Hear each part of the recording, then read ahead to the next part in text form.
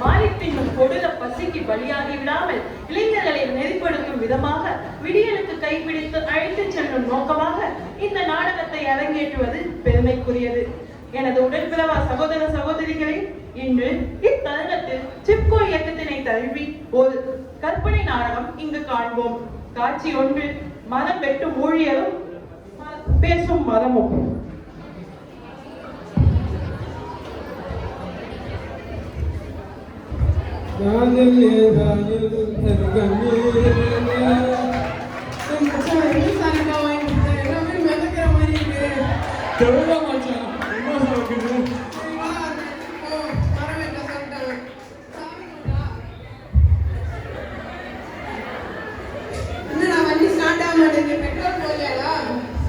Petrol டேங்க்டா இல்லடா சரியா சொல்றா. டேய் கூட்டி கபதி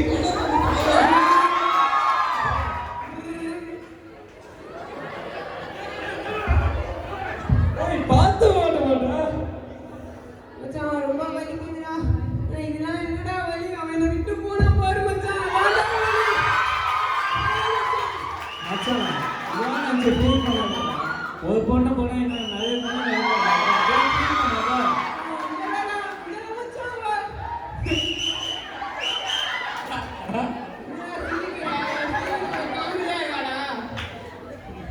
இல்லடா பாத்துக்கடா பொண்ணுங்க ஏதாச்சும் ஃபீல் பண்ணாதடா. ஃபீல் பண்ணா டிப்ரஷன் போறா.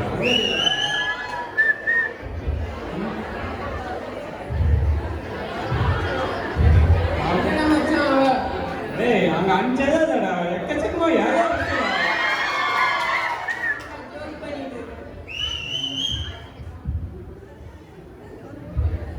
என்னடா என் வார்த்தை வச்சு ஜோக் பண்ணிட்டு இருக்கற? தள்ளி பண்றா தள்ளி பண்றா. யாராலே அவனூர் இங்க மேல டேய் முத மேல பண்றா.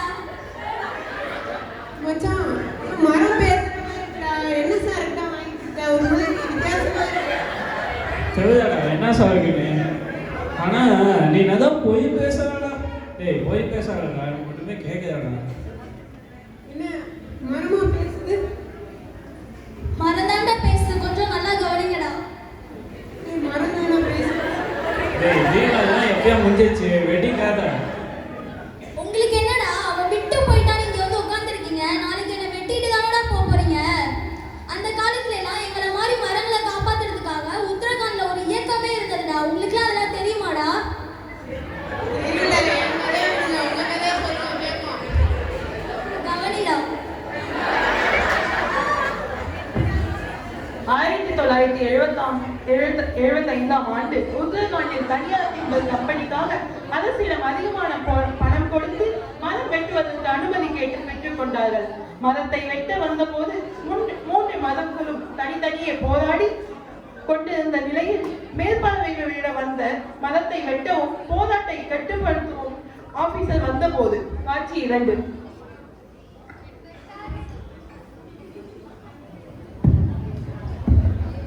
வெட்டாதே வெட்டாதே மரத்தை வெட்டாதே, வெட்டாதே வெட்டாதே மரத்தை வெட்டாதே. மரம் எங்கள் கோவில், மரம் எங்கள்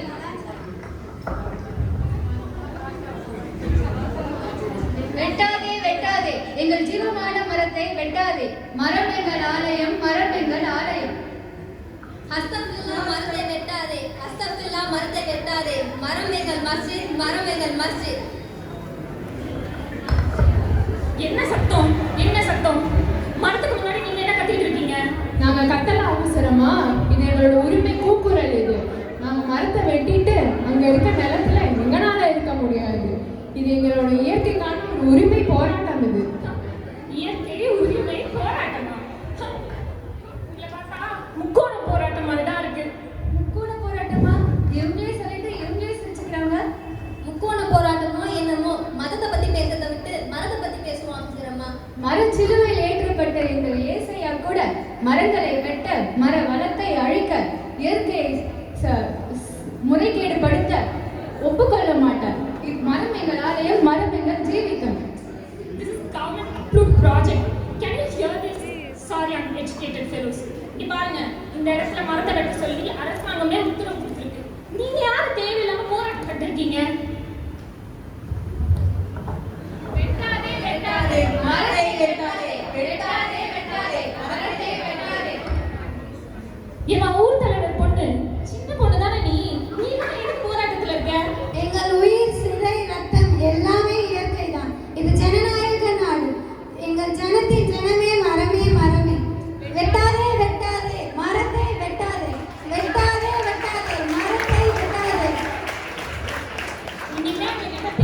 நான் எட்டவே இல்லை.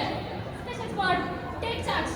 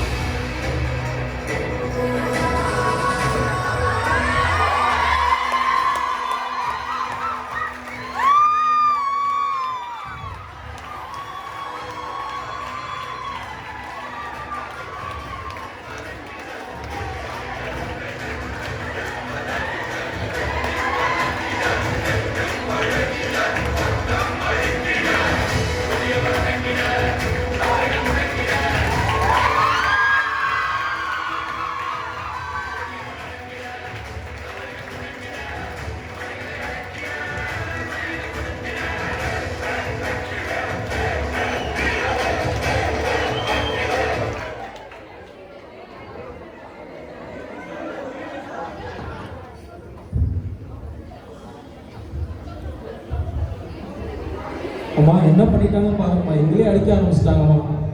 ஒரு மரத்துக்கான உயிரை கொடுக்குற அளவுக்கு வந்துட்டாங்களா? நான் மேல இடத்துல சொல்லி பாத்துக்கிறேன் உங்களை. இந்த நிகழ்வுக்கு பிறகு இந்தியா முழுவதும் உள்ள மாநிலங்களில் மரத்தை காத்த போராட்டமும் முற்றுகையும் ஆங்காங்கே நடந்ததால் மரம் வெட்டுவதை கைவிட்டார்கள். அடுத்த 5 ஆண்டிற்கு இந்தியாவில் உள்ள எந்த ஒரு மரமும் வெட்டப்படவில்லை. அதன் பிறகு 1980ஆம் ஆண்டு அப்போதைய பிரதமராக இருந்த திருமதி இந்திரா காந்தி அவர்கள் ஃபாரஸ்ட் கன்சர்வேஷன் ஆக்ட் என்னும் சட்டத்தை அமல்படுத்தினார்.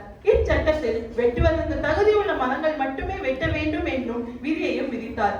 மரத்தை காப்பதற்காக சிப்கோ இயக்கம் ஒரு ஆரம்ப புள்ளியாக அமைந்தது.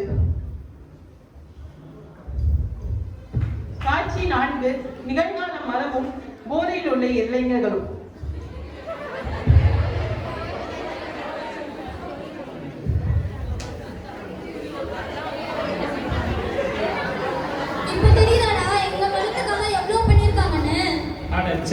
இப்போதாங்க தெரியுது, அந்த காலத்து இவ்வளோ மரங்களை காப்பாற்ற இவ்வளோ கஷ்டப்பட்டுருக்காங்க, இவ்வளோ பணியாளருக்கு நிலைமைக்கு போயிருக்காங்க அப்படின்னு இப்போதாங்க தெரிஞ்சுது. ஆனா நீங்க என்னடானா எங்ககிட்ட இருக்க காத்தை நீங்க வாங்கிக்கிட்டு நீங்க உயிர் வாழ்ந்துட்டு எங்களையே அழிக்கிறீங்க, அழிச்சு சுற்றுச்சூழலையும் மாசடிக்கிறீங்க. இது எந்த விதத்துல தான் நியாயம்? நீங்க சொல்றது எனக்கு புரியுது. ஆனா எங்க வேலை இதானே, நாங்க நாளைக்கு வெட்டினாலும் உங்களை வெட்டிதான் ஆகணும். அதான் எங்க தொழிலே. நாங்க என்ன பண்ண முடியும்? சரி, இப்போ நீங்க இப்ப வாழ்றதுக்காக எங்களை அழிச்சிடுறீங்க. நாளைக்கு உங்க பிள்ளைங்க வாழணும்னா அப்ப எதை வெட்டுவீங்க? நாங்களே இருக்க மாட்டோமே. நீங்க சொல்றது நியாயமா தான் இருக்கு. ஆனா எங்க தொழிலே இதுதான். நீங்க சொல்றது எங்களுக்கு குற்ற உணர்ச்சியா இருக்கு. ஆனா இதுக்கு நாங்க என்ன பண்ண முடியும்? நீங்களே சொல்லுங்க. அதுக்கு நீங்களும் இங்க பாத்துக்கிட்டு இருக்கவங்களும் இங்க கேட்கறவங்களும் தான் பதில் சொல்லணும்.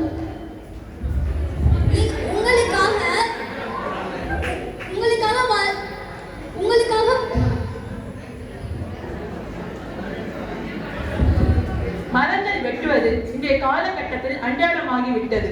இதுவரை 10,000 மரம், ஏன் அதைவிட அதிகமான மரங்களும் காடுகளும் அழிக்கப்பட்டுள்ளது என்பதை இங்குள்ள எத்தனை பேருக்கு தெரியும்?